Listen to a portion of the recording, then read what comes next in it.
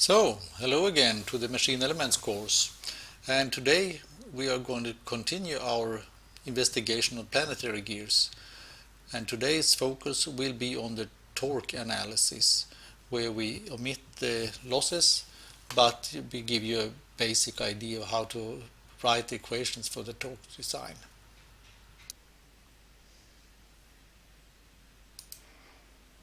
As you remember, last time we concentrated on the rotational speed analysis, the angular speed analysis, and today we'll continue with the torque equations, in this case with no losses, and after that we will continue with the power flow analysis, the loss analysis regarding torque, and the total efficiency calculations. The three latter ones will not be included in this clip, but it will come out in a later clip. Okay, so just by going back to the old gears that we have been looking at for some time now, the external gear and the internal gear, we can see that as it comes to the torques, so the relation of the torques, they can also be described by the gear teeth number. So that means that we can, for the external gear, write the torque relation like this, and for the internal gear we get a torque relation like this, and then you can note the minus sign in this case and the plus sign in the external gear case. Now, in order to do the torque analysis without losses, we have to write two equations. One for the equilibrium of the global planetary gear, another one for the equation and the equilibrium of the gear wheel. So that means that we can write two equations, and then we of course have to prescribe all other torques acting on different shafts. So we will have a look at an example and see how this works, and we'll continue with the same example as we had previously. In this case, the first thing we have to do is to identify the actual planetary gear in this setup, and in this case it's not so difficult. We can see that by this gray frame, and what we see here is the input shaft, the output shaft, and shaft 3, which is a second sun wheel shaft. Here we have the planetary gear with its two races here and here. So what we have to do now is to write two equations for this system. One is the torque equation for the entire planet gear. So that means that we simply have to summarize the torques on the shafts sticking out of the gear. This is this shaft M2, M1 and M3. And in order for the whole planetary gear to be in equilibrium, the sum of these three torques has to be 0, and that's what's stated in the first equation.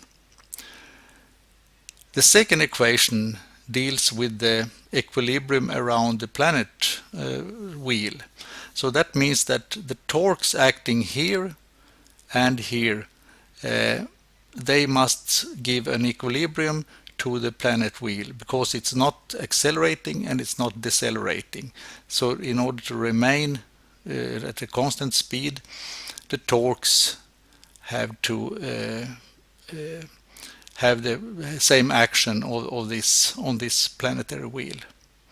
So now, how do we go about that? Well, if you start here by following this shaft, the sun wheel shaft, we follow it in with a torque M2. We cross over to the gear wheel, and in doing so we have to multiply by the ratio of the gear teeth.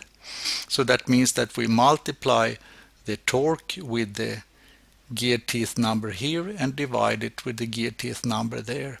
So that means that we have transferred the torque from this sun wheel over to this planet wheel gear race. And this is the first term in the equation. We also have a minus sign here because we changed directions passing through this gap. Okay, then we continue with shaft number 3, because this is also an input or an output shaft to the planetary wheel. So we have torque 3 coming this way. We pass the gear mesh, and then in doing so we multiply by this gear number and divide by this gear number. And we also have to have a minus sign because we are passing through this external gear mesh.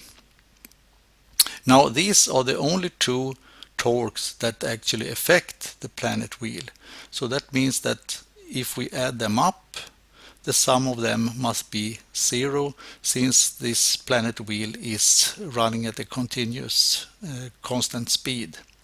Okay, so we have two equations, this one and this one. And now, as we remember, we had given the input, the torque on the shaft M1 was given from the beginning.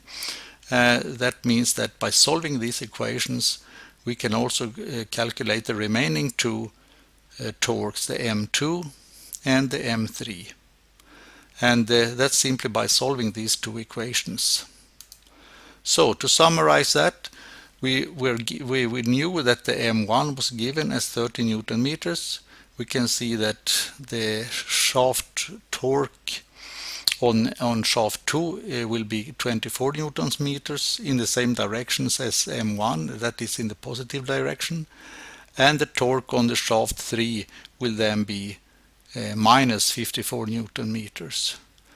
And if you remember correctly, shaft 3 was held still, but it requires a torque of 54 Newton meters. That means that we have to apply some kind of brake on this shaft in order to make it stand still. Okay, so that was a quite short session then, and in the next session we will continue with having a look at the losses and their importance. Okay, thanks for now and session 3, and I hope you follow me along to session 4. Bye.